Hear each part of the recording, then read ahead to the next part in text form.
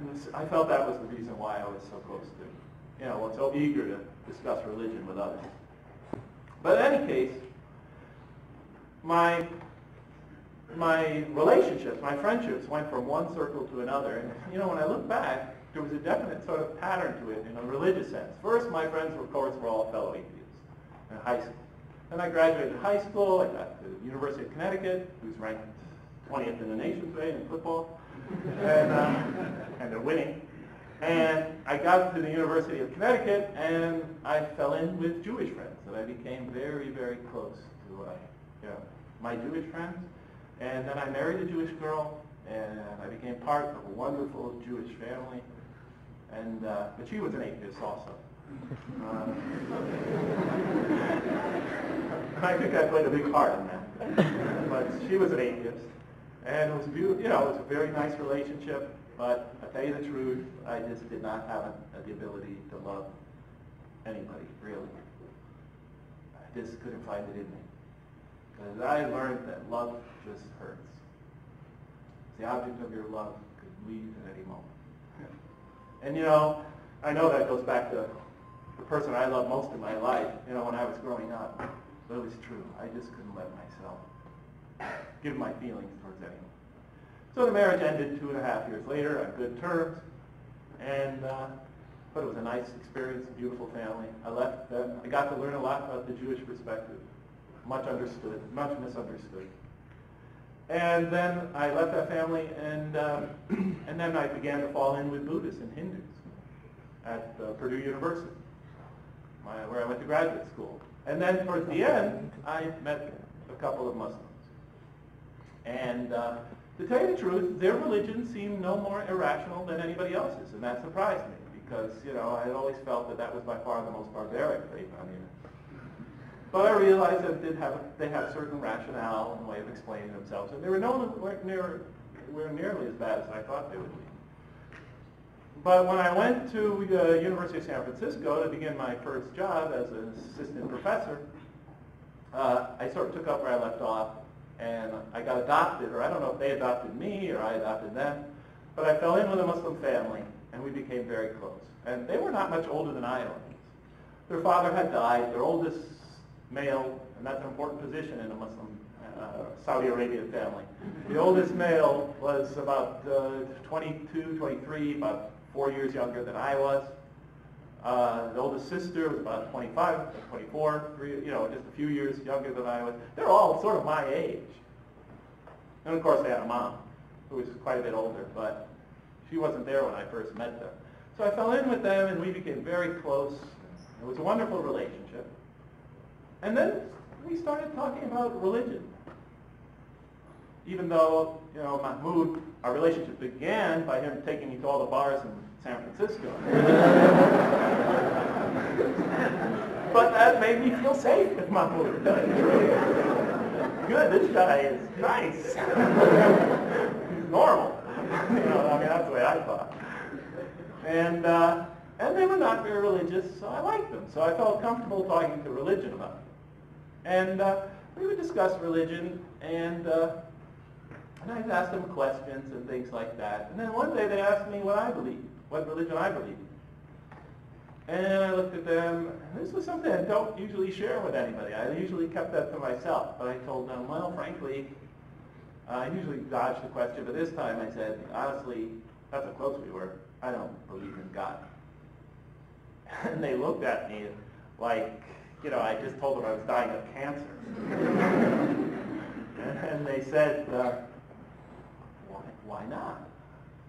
And I began to tell them. I just thought I'd give them a couple indications. Well, guys, there's so much violence in the world, and I just don't see how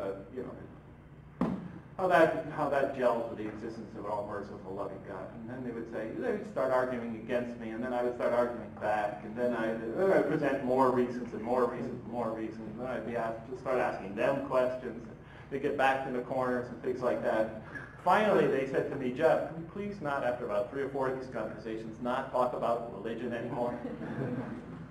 Doesn't seem to be doing us much good, and it doesn't seem to be doing you any good either. So they asked me not to talk about religion anymore. And I felt ashamed of myself because In America, there's three things you don't talk about with other people. You know, out of just sensitivity to others, out of respect. You don't talk to them about how much money they make.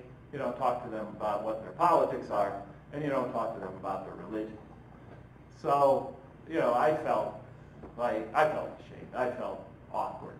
What I did was very awkward, discussing religion with them. I think their reaction was almost the same, but in reverse.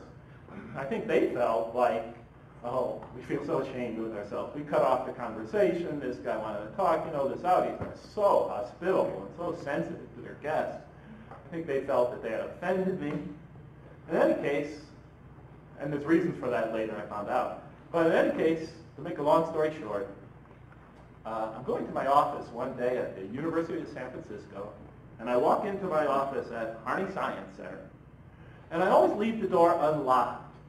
And you might think that's crazy, but I am the most scatterbrained person on earth. I lose my keys several times a day. My mother says I'm the most absent-minded person in existence. She used to say if my head wasn't attached to my neck, I would have lost it long ago. I always remember my mom saying she had a great sense of humor. In any case, and she had to live with my dad.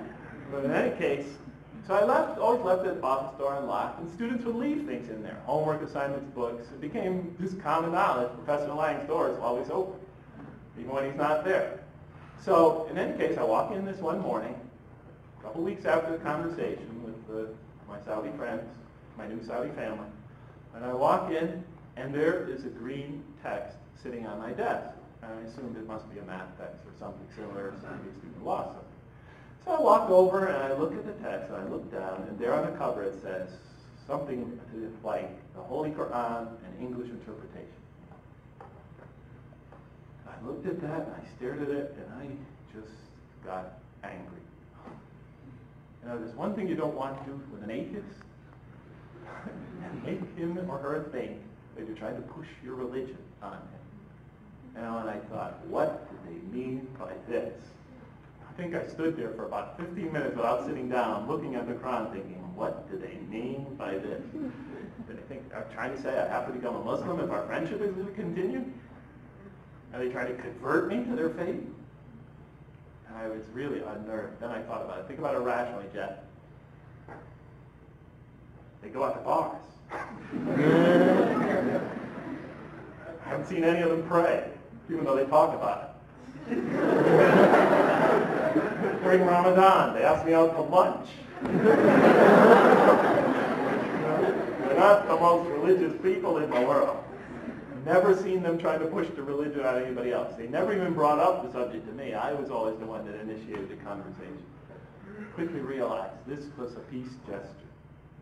They felt they offended me.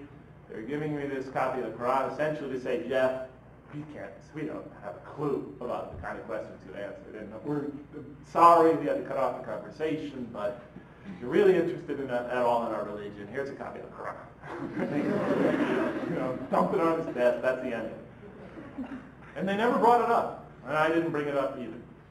He just received it as a gift, although I did find out that they were the ones that dropped it off there. I received it as a gift, and I put it on my shelf, and I thought someday I'll take a glance at it. You know, just out of curiosity. I was fascinated by religion, but things got busy. Weeks went by. But then I ran out of stuff to read because I had shipped all my books from Purdue University, because I was a poor graduate student, the cheapest method possible. And they told me that it would take 2-3 months to get there. But now it was like 6 months, and they still hadn't arrived. I had given up hope. I loved to read. I had nothing to read. And the few books I did bring with me, I'd read some of them twice by now. Magazines were read. I'm sitting in my apartment in Diamond Heights one night, nothing to read. I turn on the Johnny Carson show, watch for 15 minutes, turn it off. And I look over to my left, and there on the coffee table, somehow I moved it to the coffee table, was the green text, and on it said an English interpretation of the Holy Quran, something like that. The Holy Quran in English interpretation. So I thought I would pick it up, just have a quick glance.